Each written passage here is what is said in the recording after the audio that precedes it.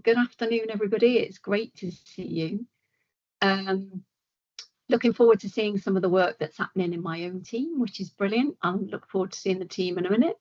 And then we'll come on to all of the work that's been going on L51. So should we start off with the occupational health team? Thank you. Good afternoon, everyone. My name is Kat Balcom and I'm Head of Occupational Health. We're all going to introduce ourselves before we start. Hello, my name is Emma Williams and I'm a senior nurse who's currently on a secondment from LCH looking at immunisations within occupational health. Thank you. Hi, my name's Sue Peake and I'm actually Emma Williams' job share. The secondment is the two of us. Good morning or afternoon, everybody. My name's Sam. I'm the resourcing manager down Trust Headquarters. So I'm going to kick off with an introduction. So it's 6 months since I joined occupational health as head of service, and what I knew coming into a new service, especially one that I had no experience of working in clinically, was that it was going to be really important for me to get to know and understand our business in occupational health. And I want to use this opportunity to say a huge thank you to Emma and Sue, who started this journey with Anna Egren-Davis probably 4 months ahead of me, and as a result of this LIM work have really helped me to gain the knowledge and understanding much quicker than I could have done had we not gone through this process together. And you'll see that our project aim is to design an immunisation service that meets the needs of the LTH workforce.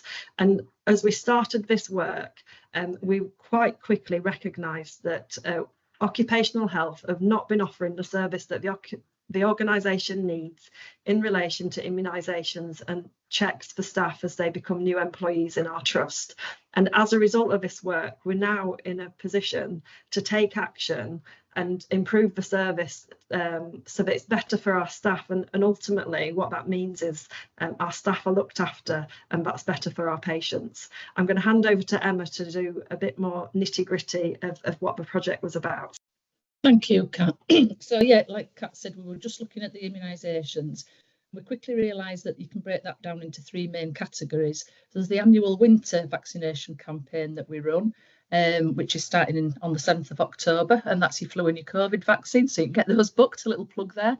There's disease outbreak controls. So if, for example, we had a measles outbreak, we offer some people MMR, but the thing that we're looking at today is immunisations for new starters and assessing what people need. We do know that immunisations are not mandatory for staff, but what we should be doing is assessing everybody to give them the information to know what their risk's going to be in the new role, so they can then make that informed decision whether or not they want to go ahead and have the vaccines.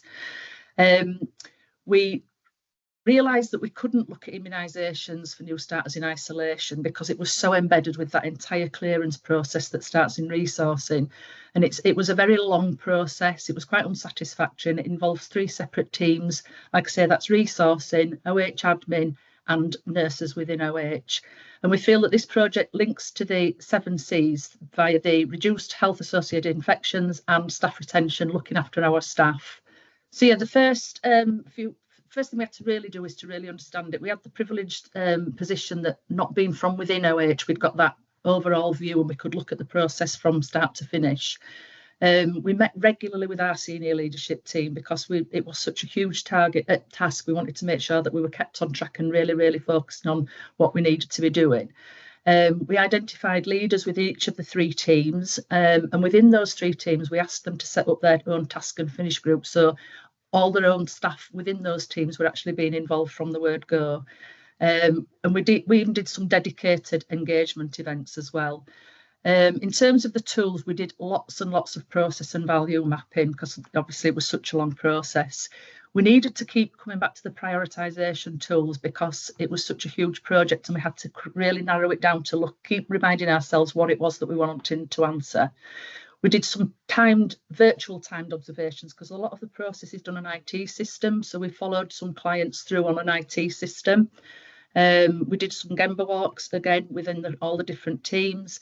We had a dedicated nurses engagement session where we played a word game. It's the 7 words game, and we were asking them to identify where they felt their areas of problems were.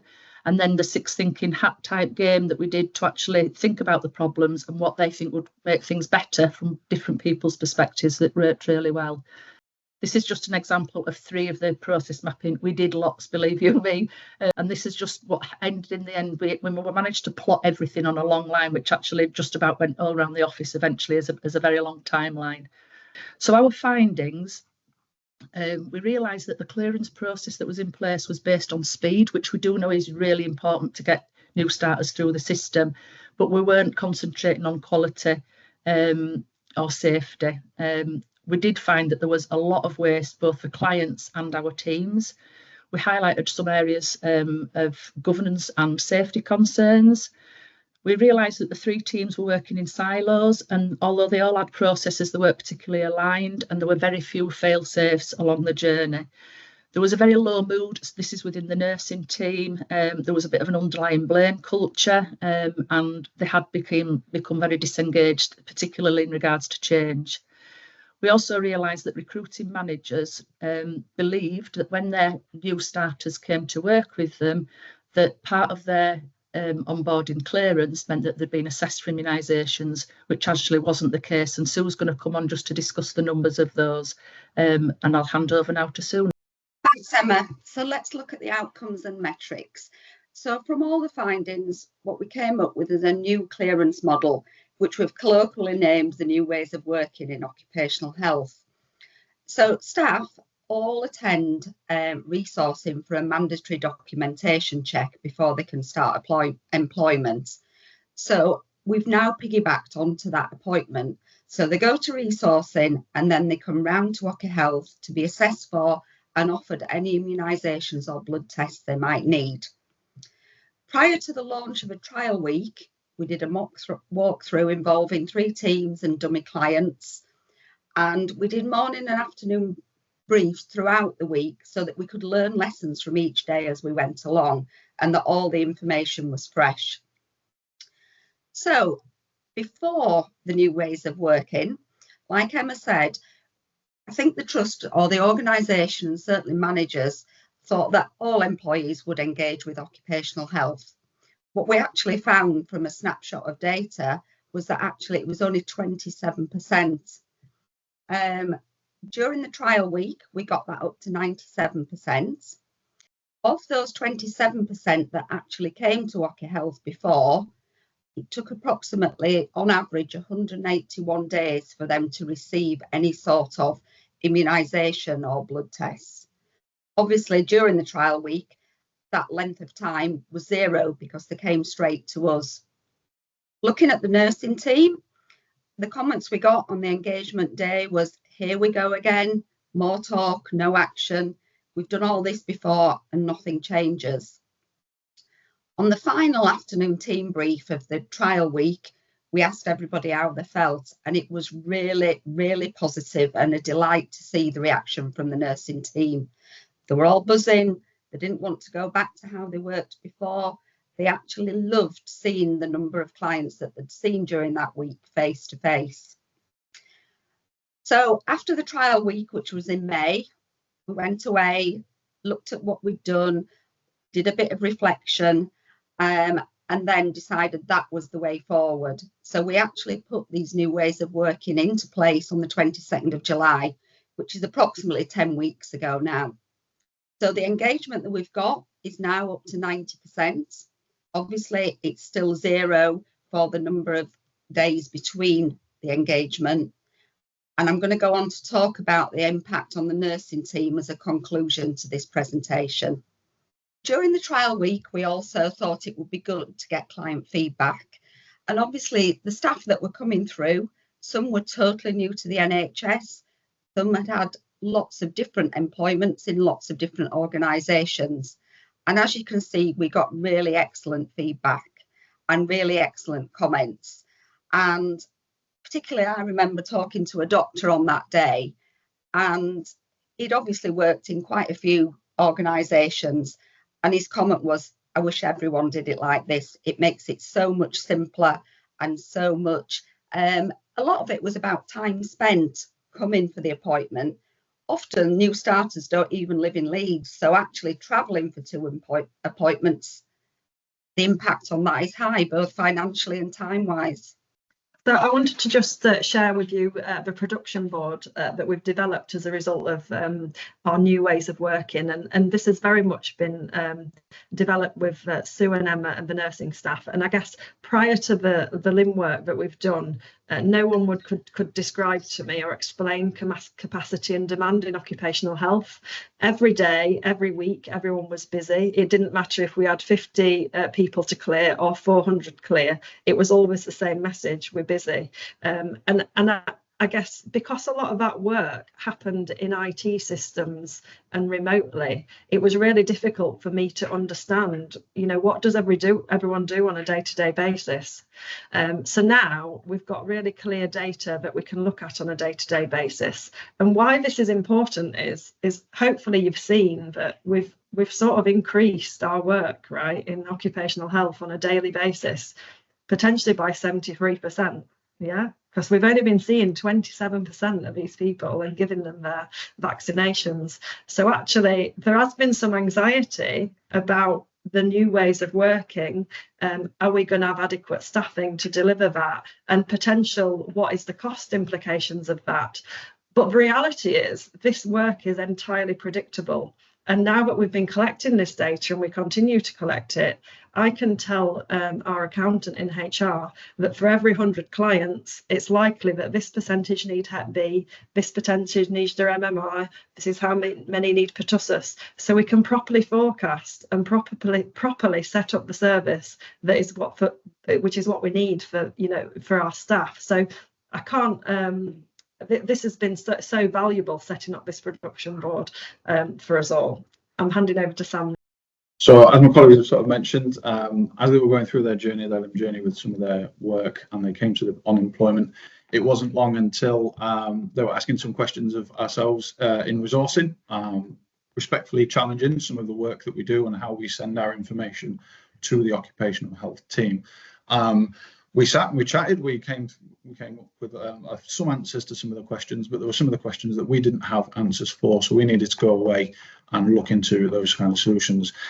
So we completed a 2-week case study of our work and how the transaction of information from resourcing into occupational health. That meant that we could have a look into some waste, some duplications, and get some sort of base data to see what our current process gave us. And we took on the proposal that occupational health would see candidates after they'd been into a pre-employment check to do things like ID and DBS. And we floated the idea of devising a calendar, which would be one calendar for both teams to use and put those in place so that occupational health could start making future plans for the people coming in to see us. We walked through what we would do and what the current process did, and we actually lived the experience of a candidate going through that process. We did some value mapping to see who was best to be involved in the process at which step. We did the improvement week, which I'll come back to, and we set up a task and finish group within resourcing that would work with our occupational health team to present sort of our side of the information that needed to be involved. We engaged our team through that working group, so they would work with each of their teams across all of the resourcing sub-teams to keep them up to date with all the information, all the progress that the project was going, and come forward with some suggestions. So we are actually on our 4th version of some of these calendars now, because each time we release one, we get more ideas. So what we actually found out in that monitoring period was that some candidates were having to make multiple journeys into the trust to see occupational health and resourcing.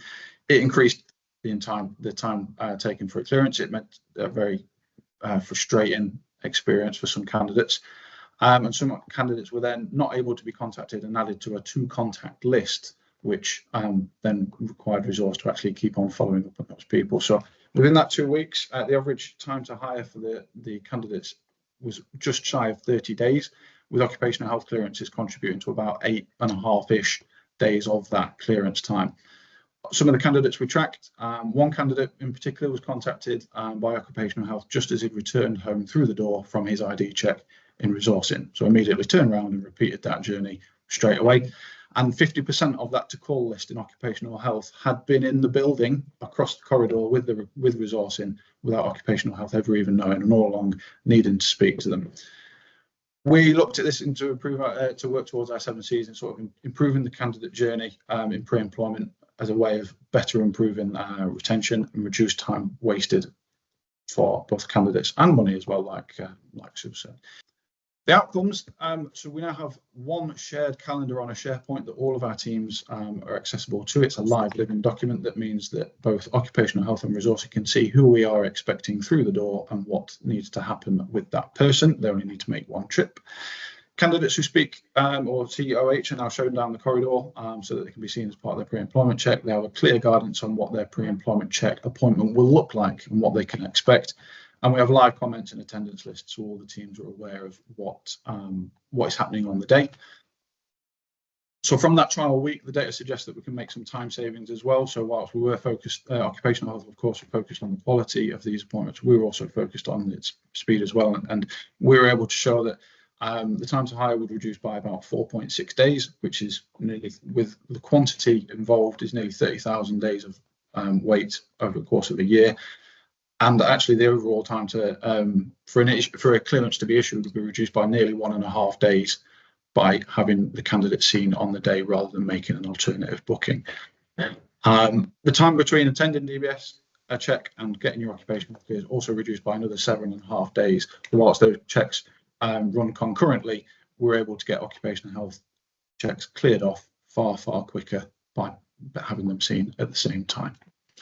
So I said earlier on we'd talk about the impact on the nursing team, and this is a photo that was taken recently down in Occupational Health, and I think you'll all agree it's a picture of a happy and positive team.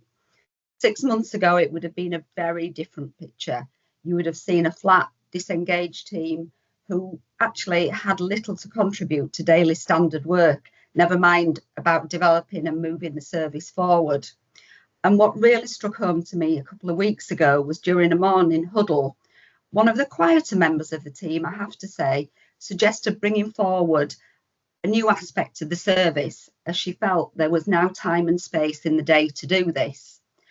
Response from her colleagues was, yes, we can do this.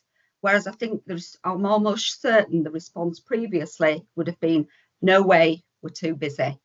And I think any change, any improvement, if you haven't got your team on side, then you're fighting an uphill battle. And I think this has been a real key and a real positive aspect down in nursing.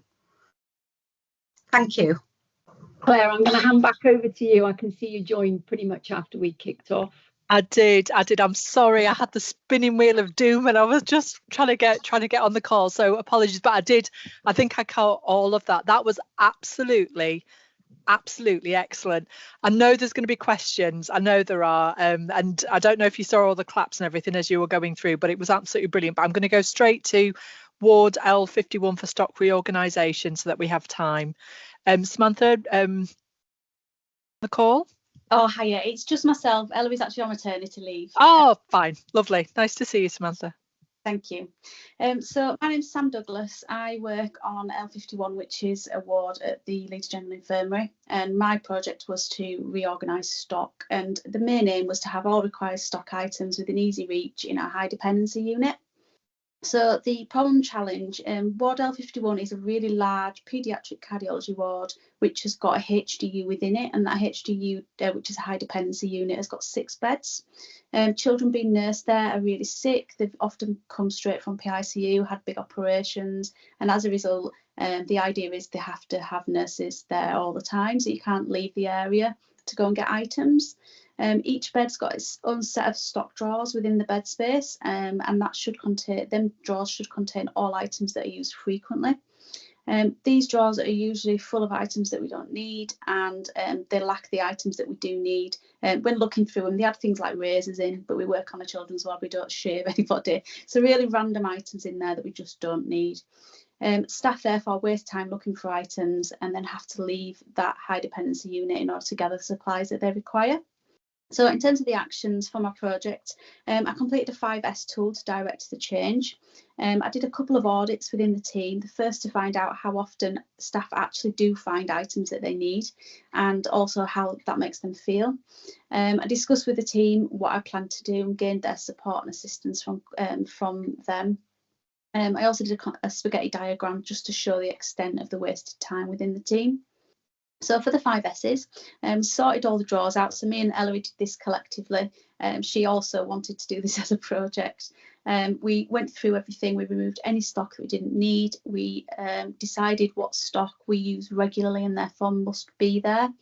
And we then, for simplify, all the drawers were organised in a logical way, just to ensure that all related stock is together. So for instance, oral syringes, intravenous equipment, general care equipment, and then we took pictures of them. We printed the pictures, laminated them, cut them out and stuck them in each section of the drawer where the item needed to be. For sweep, a spot check was carried out weekly to see at a glance if stock's been maintained correctly, and if not, it was put back in its rightful place just to keep maintaining the goal.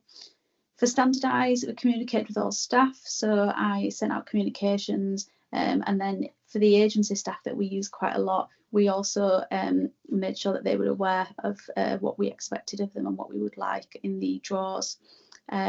And for sustain, we basically monitored it monthly and attempted to maintain the agreed standards. This is a spaghetti diagram which looks very, very busy, but you can't really see it on there. It's not very clear, but there's 6 beds in that square, on that rectangle, and every bed space has a set of drawers. So in theory, you should be able to just stand in your bed space and get the item, and therefore you would not have any of those lines on there, which involve going from bed space to bed space, then going out into the stock room on the ward, then go in to maybe ring another department to see if you can find the stock item that way. So a very busy, waste of time. In terms of the audit, the first one just asking staff how often they actually found things, and only 2 people found things often, most people rarely, and a lot of people sometimes, which is just results in a lot of wasted time. In terms of how it made everybody feel, morale was pretty low. Everybody was just frustrated. Every job that should have been quick took a long time, and that just took time away from patient care. In terms of the outcome, it really pains me to say that it was not successful on this occurrence. The drawers were just regularly stocked with items that we didn't need, and we just continued to waste time looking for things. We tried to rectify it, redid it all, recommunicated, but it just stayed unsuccessful. The things that did go well, there was really good support and assistance from the team, from the nursing team, and the project identified problems which, if solved, will ensure success of this project in the future. The key learning, unfortunately, no project is guaranteed success, which I kind of thought this would work, but it didn't. But it may have given us the necessary step for future success, which is great. And the poor success was due to loads of reasons, and we needed to know these reasons in order to work it out and sort things out. So firstly, stock storage issues, and we just didn't have the right places to put the stock, so stocking was just a mess. Stock ordering issues, if nobody knew how to order stock, so there was not the items that we needed in the places we needed them to be. We were very busy, didn't have a lot of time, and we used a lot of external staff because we didn't have our own healthcare or care support workers. Next steps then, the project is still ongoing, so we've still got a good bash at this going forward. The ward's currently undergoing a whole stock reorganisation by the stores team, which is amazing. They're creating new storage areas for us, and that's going to give us more stock areas, but also just to make it so much easier to know what we've got and what we don't have. I've created a stock folder, which means all staff will be able to easily find out how we order different items of stock. All paperwork, another reason why nurses had to come out of HDU was because there was no paperwork in there, and we've just really simply put a chest, like a set of drawers with paperwork in there, so that's another reason why they don't need to leave the unit, and makes it really simple for the staff. And then we've now employed our own healthcare and care support workers, so they have like a list of daily jobs to do, and they have like ownership of the job, which they didn't have before, and that then allows them to pass on any jobs that are outstanding, so that we know that every day the jobs that need to be done are done. And so hopefully going forward it'll be a very different story. That's it, thank you. Thanks ever so much, Sam. I'm just going to open, just in the last couple of minutes left, I'm just going to open up for any questions from or comments from anybody. please. Gillian and then Jenny, please. Oh, thank you ever so much to both teams. Absolutely fantastic. It's just on the last one, really. You know, it's really brave to share sometimes when things aren't quite as we'd like them to be. But I loved the energy and the fact that as a team you've been able to shift that. So you've experienced those challenges, but you've shifted that into opportunities, and that's why this is just such a wonderful forum to have those conversations. So thank you. Thank you. Thanks, Gillian. Jenny. Well, mine was similar to Gillian actually, but first of all to say a thank you to my team. You really use the Leeds improvement method well. You know, a lot of people will talk about the Leeds improvement method, but you know, your report out was brilliant. So well done. And I would also argue that you contribute to the sustainable commitments as well around reducing the number of journeys. And Sam, I don't know, I'd call your project a success. So me too. Actually, you've got to some of the root cause issues, which is brilliant, because we now know what we didn't know. So huge congratulations. Well done. Agree completely. Jimmy? Thanks. So much to celebrate here, isn't there? It's like a little bit of everything that we want to see our method doing. So yeah, I could go on for ages, but a massive thank you as ever. These people are 5 people completing projects that they've engaged with, some over longer periods of time, and that's okay, isn't it? Because sometimes good improvement does take a little bit of maturing, and we have to, as Sam has articulated, we have to go after it again. So I think that's probably my favourite thing. I'm sure that for the resourcing team, as you know, a complex process, they're going to have gone back over that and said, okay, that's not working, what next? So much great stuff. Thank you for sharing it. You know, we just need to tell other people about how this stuff can make a difference. Look at that smiley team. That's what this stuff's about, isn't it? Don't stop when it doesn't work. Understand why it doesn't work. Let's go again, because that's continuous improvement at its best. Thank you so much to everyone who's presented today. And I am not going to add anything else to that because that was perfect. Thank you so much, everybody, for those presentations. That was brilliant. Both groups. Thank you so much. Take care. Bye. Thank you.